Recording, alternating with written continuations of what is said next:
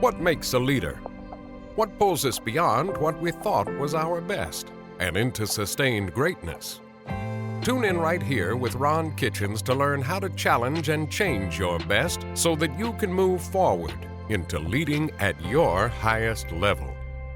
Hey everyone, I'm Shannon Allen. I am here back on the Always Forward Leadership Podcast with Ron Kitchens. Ron, how are you today? I am awesome. I'm is- like weirdly awesome. I had to hold it there for a second. But yeah, no, I'm awesome. How are you weirdly awesome? I had to think about it. It was like there's this little, where I know we're a week past or 2 weeks past daylight savings time, but I'm still, it's starting to get dark outside. Yes. We're recording, and it's just got me thrown off. Yes. Sunset is like at 4:45 right before 5 o'clock right now. So that definitely throws me off. So I have been checking out some pictures that you posted from this past weekend. My doubleheader. Yes. Tell us about those live music events you hit up. So one of our things for this year for Lynn and I was we were going to say yes to all live music. Mm-hmm. And so we tend to follow acts that are in Americana, red dirt Americana, which means they're Texas, Oklahoma based, mostly kind of sort of, although they're great bands that come from the Dakotas, but it tends to be a variation of country and western. Nice. And so Birmingham happens to be an incredible place to see those bands. They come through a lot. They pick up their tour bus in Nashville and off on their tour, and we're in the middle of the tours a lot of times. So we saw two great bands. Nice. Flatland Cavalry and Sweet Tea Trio at two different venues. And it was a great night. That is awesome. Yeah, it was a great night. That sounds like a and lot I of think fun. we're at 45. What was the goal for this year? Plus, we were going to say yes Okay. to everything.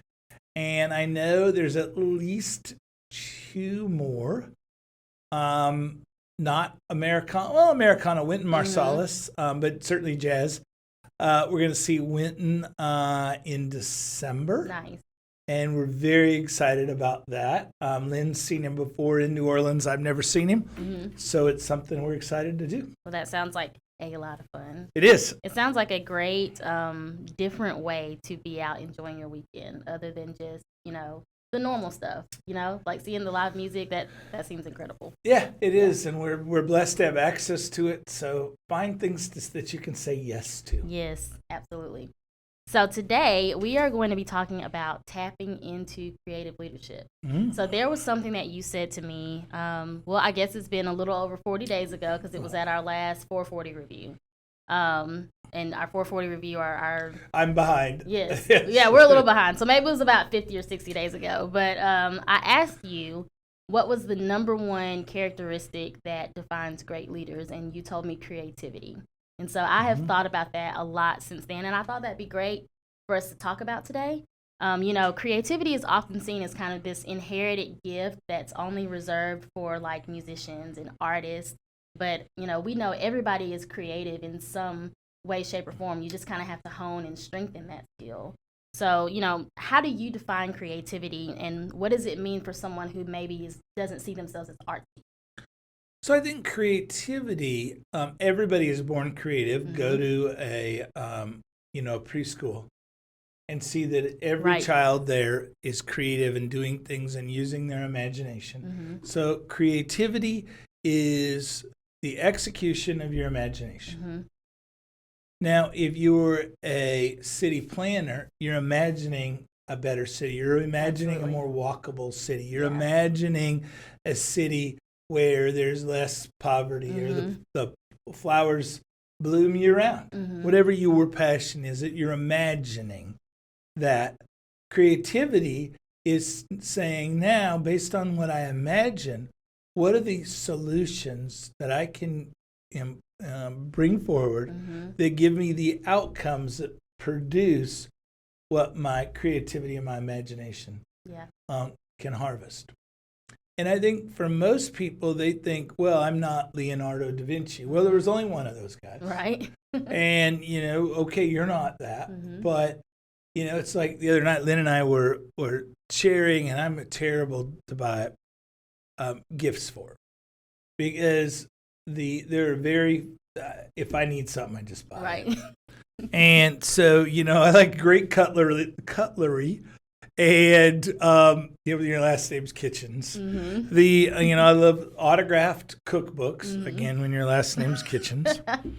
Beyond that, kind of hard to buy for. And I said, you know what I'd like? I'd like to go to a class on songwriting. Mm-hmm.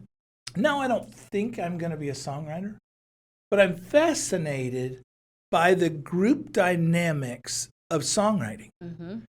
And in why they work in create brilliance of people who are not at all the same. Mm-hmm. And so it's a function of their creativity. But as I read about it, it is very structured. Yes. And very much about, you do this part, I do this part. For me, I can't play an instrument, so I'm a words guy. Mm-hmm. I'm a storyteller. But I can't play it on the piano for you. And so this idea that we can all nurture creativity intentionally. Right. And I just find amazing joy in watching and being around people who are nurturing their own creativity. Absolutely. And, really two things about what you just said that stood out to me is, one, if you can imagine it, all you have to have is the desire and the go get it to create it, and you can be creative. That's right. If you want to make happen what you can see, behind your eyes, then you can be creative. And then also flexing one muscle can open up creativity in other areas, so you may not have the intention of being a Grammy award-winning songwriter, but mm-hmm. going to a songwriting class probably lended itself to you being creative in other areas too. And allowing me to appreciate mm-hmm. the art and the hard work and the science of doing that. Yeah. And those creative muscles, those creative chops in action. Mm-hmm. And so I think that's, we all have to remember, creativity is just the execution of a life well imagined. Absolutely. I love that. So there is this idea of practicing divergent thinking, and it was coined by psychologist J.P. Guilford in the 1950s, and it basically just means thinking about things in a way that's different from how they appear. Mm-hmm. So for instance, a creative person can look at a stapler and also see a paperweight, and also see, all kinds of things that can be done with a stapler besides just putting papers together. He couldn't look at that in our office because there's not a single stapler that is anywhere true. in the we building. Do not staple We do anything. not have staples. We have paper clips. Which lends itself to creativity. What I'm playing with in my pocket right here. Well, if you're stapling something, that means that you think it's done and it's final and it can't be made any better. That nobody will ever undo that staple. Right. And they will, and they'll make it less quality. Absolutely. You're intentionally saying, I'm going to make my product less by putting a staple in it. Absolutely. So even that lends itself to creativity. Absolutely. But, being able to see things different from only what they are, only what their original function was, I think requires you to break down some biases in your own mind. So how do you push past that to kind of open your mind up to see things differently? Well, I think it isn't just things, mm-hmm. it's processes. Mm-hmm. It's our reactions to behaviors that we have been trained or developed a muscle memory mm-hmm. of reaction. Mm-hmm. And it is a terrible example, and I know people are going to send me emails and tell me it's a terrible example. But I'm going to tell you, one of those things in my life was George Floyd. Mm-hmm. Nobody in this country is surprised that a police officer was abusive to an African-American man. Mm-hmm. But when you see that rage of the collective rage of the nation, I think is bringing forward creative mm-hmm. solutions mm-hmm. to racism, to bias, to police relationships with communities. Yeah. And I support the police. Mm-hmm. Having been a city manager and led a police department, I know how amazing those men and women are. Mm-hmm. But but that was one of those that the creative solutions that have come out of that have been, I hope, turning points for the nation. Yeah. And so it isn't just, hey, I saw a paperclip and I could make it into an antenna. It's we saw a social ill and we can use that to make the world better. Absolutely. And I think that's the kind of thing that creative, and we see it in all kinds of other things. We're seeing right now in electric vehicles and this, what is overwhelming sometimes how fast we're moving towards that next generation of electric vehicles. I met with a CEO a couple of weeks ago of a very well-known company that is not in the electric vehicle charging business, who is going into the electric vehicle charging business. And they're buying up real estate all over America on highways and interstates, and they're going to provide that service. And I said, well, were you thinking about this 10 years ago? He said, we weren't thinking about it 2 years ago. Right. So it's creative solutions to problems or opportunities that we didn't know existed before. Right. That's what this is about. Well, yeah, and that whole idea that until you're faced with a problem, there's not really a need to be creative. You know, like problems create necessity and requirements to be creative. And, you know, thinking about problem solving, I think for people who aren't used to being creative, their first response to a problem is to say, well, how was it done before? Can we somehow find a way that worked before and see if we can copy that or mimic that? But creativity requires you to innovate and to chart your own path and to come up with new ways to solve problems. And so if somebody's not used to, I guess, working that muscle and thinking that way, how can they strengthen that muscle to be creative? I think the first thing we have to do is look internally. Dorothy wore those red shoes for a lot of days before somebody pointed out to her their magic in the shoes. Right. But she had those shoes on, and clearly there was magic in the shoes. We all knew that, but we didn't know what to do with that magic because the problem hadn't reared its head. So we have to look and say, what do I already have? Resources, access to that can solve those problems, and then how do we leverage that from there? And so I think that's critical. But I think it's this sharing of a vision for next or better. I think we saw that, when COVID first hit, after we got past the, don't worry about taking the plants home. We'll be back to the office in 2 weeks. Right. Once we got past that, we saw amazing creative things. I just read a story about a lady who lost her job in the restaurant business during COVID. And so she started baking bread on podcasts or YouTube or something. Well, she quickly realized there were lots of people showing how to make bread. Right. So she started charging for it. And now that's her business. Wow. She didn't go back to the restaurant business. She's now doing YouTube videos that there are fees for on all these different baking techniques that she knew that she could share.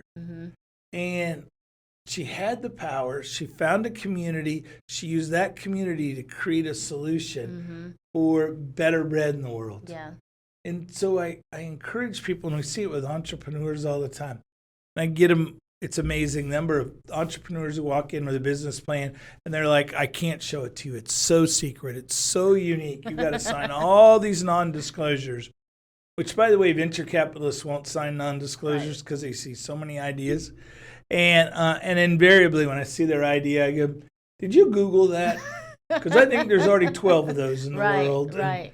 And, but because we didn't ask anybody, we held things so tight. It's like a handful of sand. If you hold it tight and you open your hand, you realize there's no sand in there. If you hold your hand loose and you scoop it, you can hold the sand as long as you want. Yeah. That's what building community looks and feels like around creative ideas. Yeah, and I remember, just here recently, as we're recording this a few days ago, Carla Sones came in and did the Gallup Strengths training with us.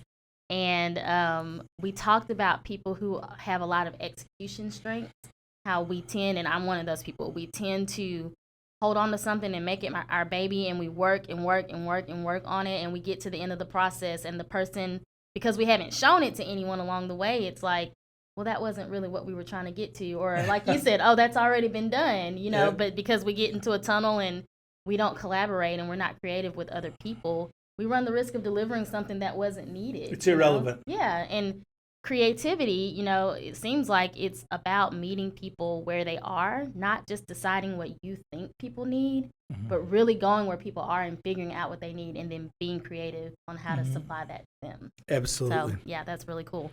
So, routines that promote creativity. So when you, Ron, are feeling like I need to be in a space where I can flow and be really creative, what are some routines that you have in place for Clean out my closet. Because I got to, for some reason, that doesn't, my sock drawers got to get organized.